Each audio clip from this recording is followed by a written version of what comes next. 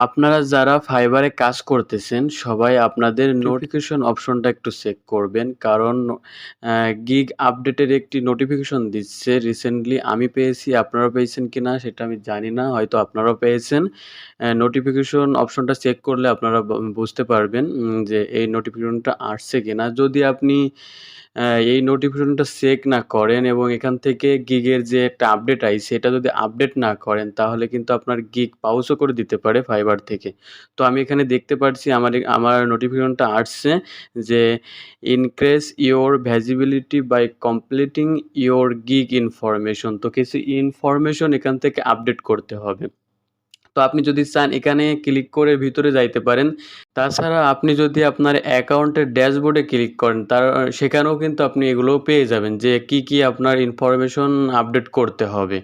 তো আমি যদি ড্যাশবোর্ডে ক্লিক করি, ড্যাশবোর্ডে ক্লিক করলেও আমি কিন্তু এখানে পাচ্ছি এই যে required action for this gig, এখানে ডিউ বাই জুন 4, 2024 অর্থাৎ 2024 সালের জুনের 4 তারিখের ভিতরে আমার এই আপডেটটা এই গিগের এই ইনফরমেশনটা আপডেট করতে হবে। তো আমি সরাসরি যে এখানে অন লেখা আছে ডান সাইডে আমি এখানে এই যে এখানে ক্লিক করব,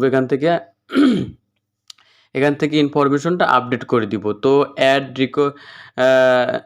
এখানে এই যে মেটাডাটায় ক্লিক করবেন।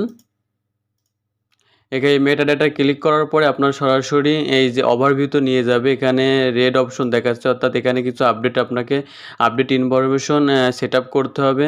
তো কোনগুলো সেট আপ করতে হবে? এখানে প্রজেক্ট স্কেল আছে, বিল্ডিং টাইপ আছে, এই যে সফটওয়্যার, এই এই এই এই সফটওয়্যার এবং 3D মডেল টাইপ, এই দুইটা অপশনে আপডেট করতে হবে। এখানে দেখতে পাচ্ছেন এখানে 3টা অপশন আপনাকে অ্যাড করতে পারবেন। আমার একটাও করা নেই, এজন্য এই এই এই নোটিফিকেশনটা কিন্তু দিছে যাতে এই 2টা অপশন যাতে আমরা অ্যাড করতে পারি। তো এখানে সফটওয়্যারে আমরা 3টা অ্যাড করতে পারবো।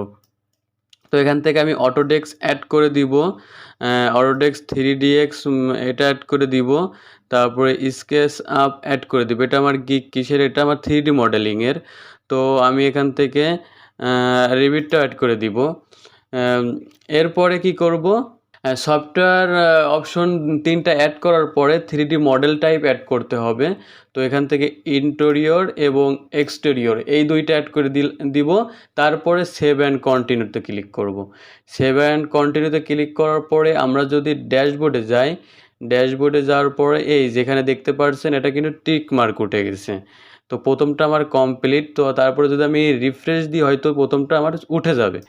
রিফ্রেশ দিলাম, রিফ্রেশ দেওয়ার পরে প্রথমটা কিন্তু উঠে গেছে এবং দ্বিতীয়টা আছে। এখন দ্বিতীয়টাও সেমভাবে আমি ইনফরমেশন আপডেট করব। তাছাড়া কিন্তু আপনি এখান থেকেও নোটিফিকেশন থেকেও করতে পারবেন। তো আমি সরাসরি ড্যাশবোর্ড থেকে এখান থেকে আমি আপডেট করব। তো এখানে ক্লিক করলাম সেম একইভাবে। তারপরে যে অ্যাড মেটাডাটায় ক্লিক করব।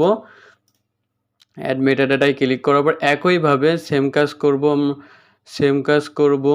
এখানে সফটওয়্যার, অটোডেস্ক, তারপরে 3D এবং এখানে অটোডেস্ক রিভিট দিয়ে দিব এবং 3D model type, exterior, interior দিয়ে দিব।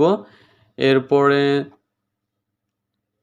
সেভ অ্যান্ড প্রিভিউ, সেভে ক্লিক করে দিব। এরপরে যদি আমরা ড্যাশবোর্ডে যাই, ড্যাশবোর্ডে যাওয়ার পর এখানে দেখতে পাচ্ছেন এটাও কিন্তু টিকমার্ক উঠে গেছে। এখন যদি আমরা একটু রিফ্রেশ করি তাহলে কিন্তু সরাসরি এই অ্যাকশনটা উঠে যাবে। তো এই যে রিফ্রেশ করলাম, তো এখন কিন্তু ড্যাশবোর্ড থেকে উঠে গেছে।